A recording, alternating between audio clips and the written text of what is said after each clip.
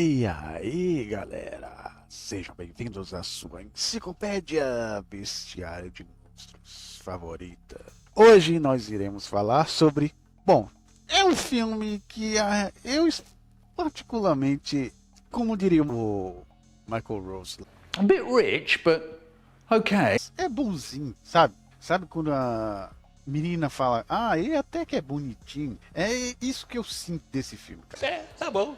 Ele é assistível, é legal, tal, mas Falta um negócio. e eu venho sentindo isso desde o terceiro filme, cara. Até o 2 tava, sei lá, foi até legal, mas tava, sei lá, tava perdendo o negócio. Enfim, hoje nós vamos falar sobre Invocação do Mal 4. Depois a gente vai falar sobre os outros. Primeiro a gente vai começar com isso aqui. E vamos dar nome aos bois. Zóio, ferrugem, boca, alemão. Que é a teoria aqui do canal sobre esse monstro do espelho, que é o Legião. Então, sem mais delongas, vamos ao vídeo. Então, primeiramente, em 1964, Nós estamos em 1964! Ed e Lorraine investigam um espelho amaldiçoado e Lorraine tem uma visão do espelho e o espelho se quebra. A partir do momento em que ele se quebra, ela entra em trabalho de parto, aí ela faz uma oração e a menina sobrevive, embora acredita-se que a vida da menina foi retornada, não pela oração da menina, mas sim pela entidade que queria essa criança. Eu quero te possuir. Passado alguns anos, aí a gente tem a história e tal. Tem a filha da menina mais grande lá, beleza. Esse filme se passa esse evento aqui para dizer que esse espelho tem uma ligação muito antiga com eles, tal, para depois no futuro com ser o último filme da franquia para fechar com o monstro que foi o primeiro que eles enfrentaram. Essa é a ideia. Essa é basicamente a história. Aí acontece que tem uns cabaços que compram o espelho para a filha, aí o espelho começa a mandar em tudo dentro da casa, tal, lá na cidade, eles vêm. O ponto importante aqui que eu queria falar para vocês nessa história é todo o final. Sempre é assim, toda a história final, ninguém mais está querendo fazer nada, ninguém está querendo ajudar. Eu tô de saco cheio. Tá toda aquela coisa, se a gente perceber. No filme 2, a gente pegou uma vibe de vários bichos dos negócios lá, dos médios fudidos, tentando ajudar, tentando fazer um monte de coisa. Tinha padre, tinha um caralho a quatro. Nesse filme aqui a gente vê uma vibe totalmente diferente, que é o quê? A igreja se afastando desses casos, tem os paranormais que já não tem mais aquela força que tinha. Então eu gostei muito dessa parte aqui, de como foi evoluindo as coisas, sabe? Tipo, o tempo foi passando e os paranormais foram perdendo essa relevância, e isso a gente consegue ver na história, como os Warrens não queriam mais trabalhar. Eu não quero! Não tinha mais aquela ajuda que tinha nos filmes anteriores. Isso eu achei interessante, por isso que eu estou falando, obviamente, sobre isso, que é um dos pontos mais interessantes do filme, tal, que eles não estão querendo trabalhar, tal, beleza. Essa é a história. Agora que a gente já contou a história do filme, vamos contar a história de Legião segundo ao Novo Testamento.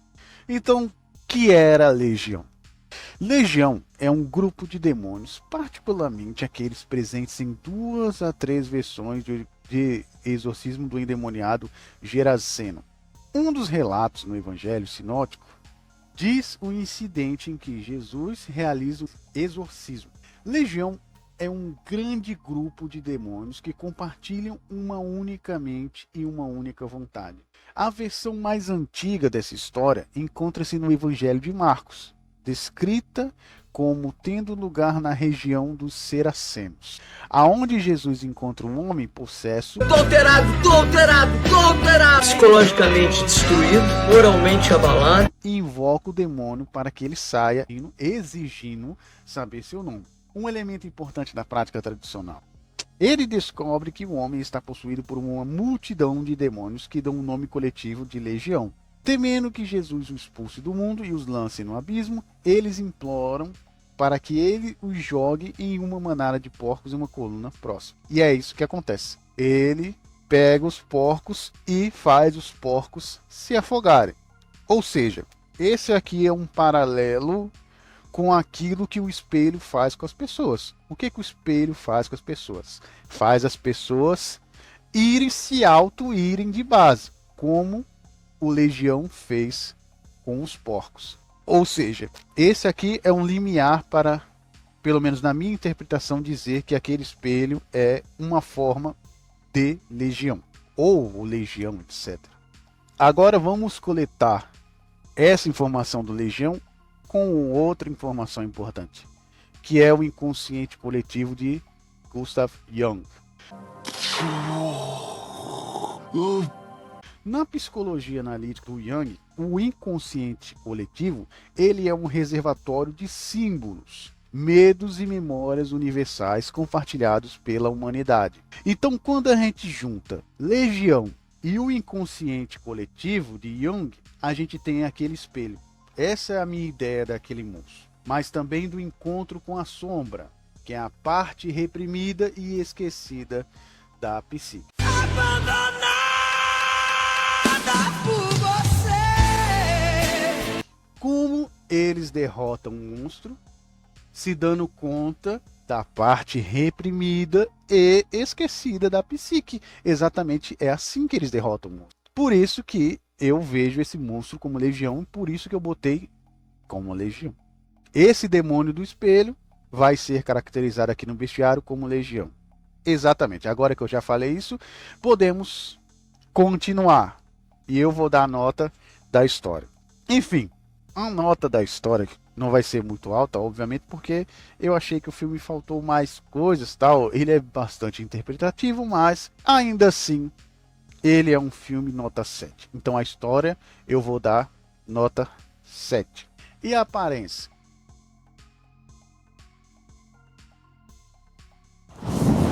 Bom, ele é um espelho e não tem forma. Como vocês podem ver, é só um espelho fodido. Não tem uma aparência específica, nem tampouco um nome. Eles não dão um nome. Só chamam de demônio do espelho. Mas ele tem como convocar espíritos que já viveram na casa e cometeram crimes. Como, por exemplo, o Merlin Mason, o fazendeiro. Que ele pega lá a véia lá fodida, que dá susto, etc. Então a gente tem o gótico fazendeiro e a véia desbocada, que são chamados por esse demônio para fazer as coisas. Agora, se a gente for botar Legião na sua forma, assim, a melhor forma que eu posso ver do Legião é a do Castlevania, cara. Por isso que eu vou botar aqui. Essa é a forma mais da hora que a gente pode ter de um Legião.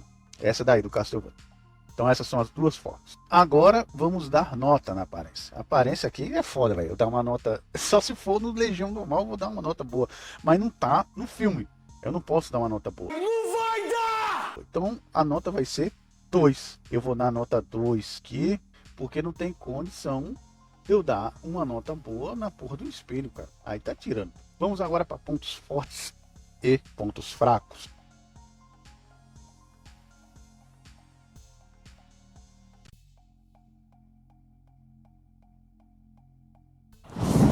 Vamos lá. Primeiro, quais são os pontos fortes? Vamos começar pela habilidade de Legiões, que é o quê? O poder de um inconsciente coletivo distorcido, ou seja, várias vontades que se tornaram uma só. Eu sou polímata, meu amigo. Que é a multiplicidade demoníaca. Esse aqui é uma das habilidades mais poderosas que um monstro do tipo de Legião tem. Juntar várias vontades dentro de uma só, que torna quase impossível, na verdade é impossível o exorcismo dele. É impossível. O que faz com que, na verdade, o padre se lasque na história, porque ele não tem condição de vencer o Legião lá quando ele vai enfrentar ele. Então o exorcismo convencional não funciona, por causa da multiplicidade demoníaca. Eu não suporto mais. Eu cheguei no limite. Outro ponto interessante, que são dois poderes que aparecem no filme. Primeiro, as ilusões e a construção da realidade, que é mostrado quando a menina quebra o vidro, ele volta. Isso tem a ver também com a sua indestrutibilidade. Não tem como destruir o vidro. Esse canal não pode ser destruído. E também a capacidade de criar ilusões, a capacidade de gerar realidade, quando ele faz com que a menina pegue os vidros que ele pega e que ela solta os vidros que ela quebrou. Então tem essa capacidade, embora não seja tão poderosa quanto o seu priminho distante, que é o monstro lá do Sorria. Você não é tão bom assim, é um fracassado. Mas ele tem essa habilidade, esse certo controle de ilusões, um controle da realidade, controle mental. Então a gente vê que a electricidade demoníaca, segundo o controle sobre as ilusões e a realidade, de certa forma.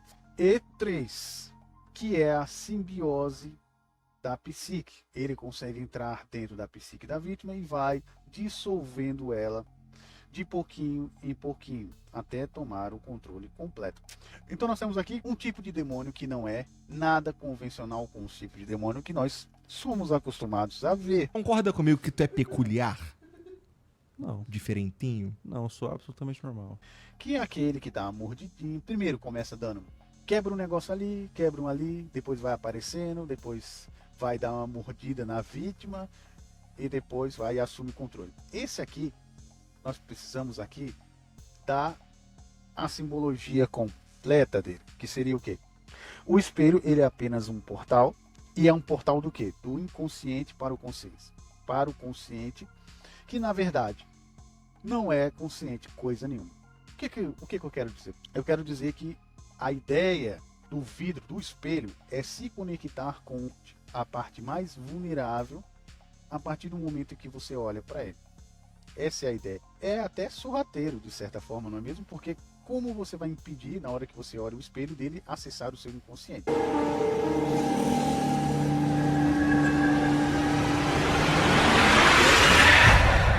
Interessante. Então o espelho, ele é como se fosse um portal para a psique. O Legião, ele se conecta através do inconsciente dele coletivo fragmentado, através do seu, e aí começa o processo de possessão, que seria o quê?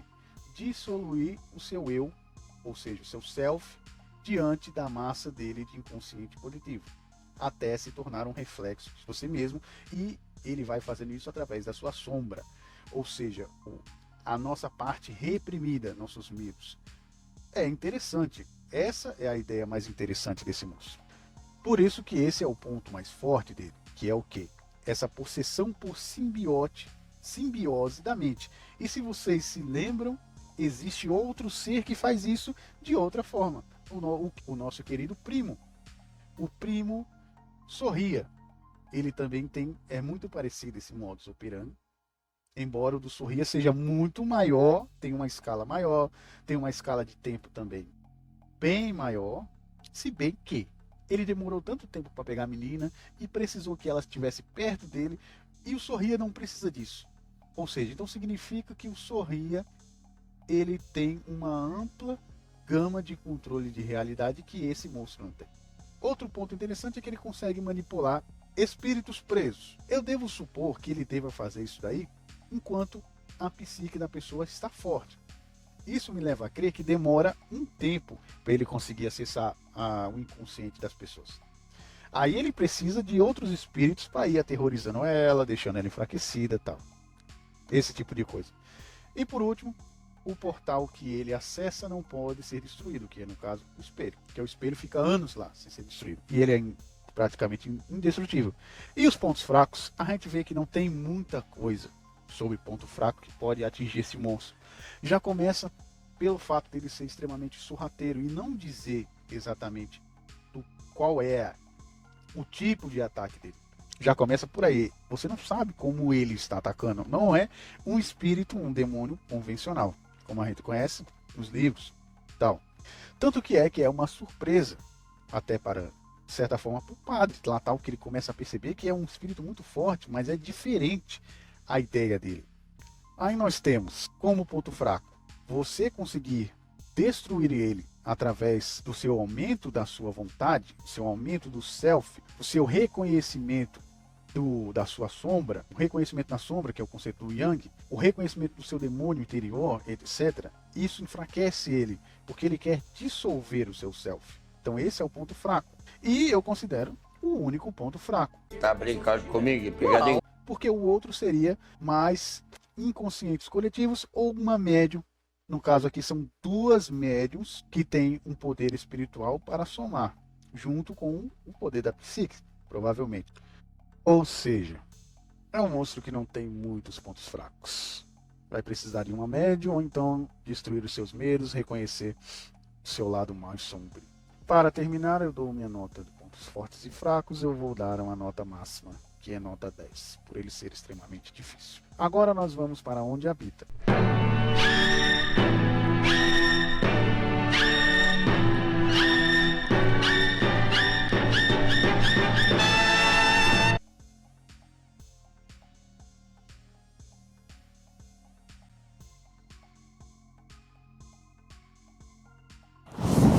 Bom, nós sabemos que o espelho pode ser um conector, ou seja, apenas um portal. Por mais indestrutível que seja esse portal, ele ainda continua sendo um portal. Nós podemos também interpretar que ele possa ser um monstro igual ao primo dele, o Sorria, e pode habitar dentro da psique da pessoa que ele está invadindo. Isso torna um monstro muito mais difícil de conseguir derrotar. É difícil. E onde habita também um level muito alto, porque a gente não pode fugir da nossa própria mente. Portanto, a nota será 9 em onde habita, por ter esse princípio. Se a gente levar em conta isso, não apenas o espelho, mas também o poder, a forma como ele se manifesta. Mas agora na questão de alcance, a gente vê que o nosso querido Sorria tem um alcance muito maior do que o nosso monstro, que uma vez que ele precisa que a pessoa continue conectada com ele, como a gente vê a filha da Lorraine ainda continua conectada com ele, mesmo depois de todo aquele tempo. Mas ele ainda assim precisa do espelho dela, que ela chegue perto do espelho para ele continuar a ter um update e conseguir dominar ela de vez. Sorria não precisa disso. E agora, finalmente, que rufem, vamos saber a nota final do monstro. Vamos lá.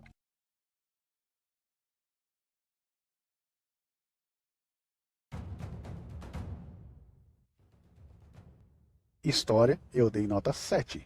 Em aparência, dei nota 2. Coitado. E como ponto forte e fraco, que foi o máximo, o nota máxima, 10. E onde habita, nota 9. Isso dá o nosso monstro, que rufem os tambores.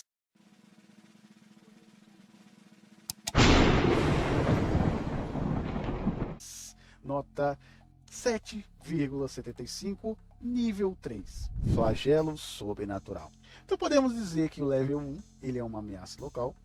Level 2 ele consegue destruir regiões. E no nível 3 a gente tem um ser que consegue invadir, por exemplo, a nossa mente, que é o nível que esse monstro está, o nível 3, flagelo sobrenatural. É isso que indica o nível de periculosidade nível 3. É um ser que consegue, além de destruir cidades, ele consegue invadir a nossa própria mente. Pode ser uma das interpretações do level 3. E com isso nós fechamos o episódio de hoje. Não esqueça de dar joinha e também se inscrever no canal. Até a próxima, galera. Valeu!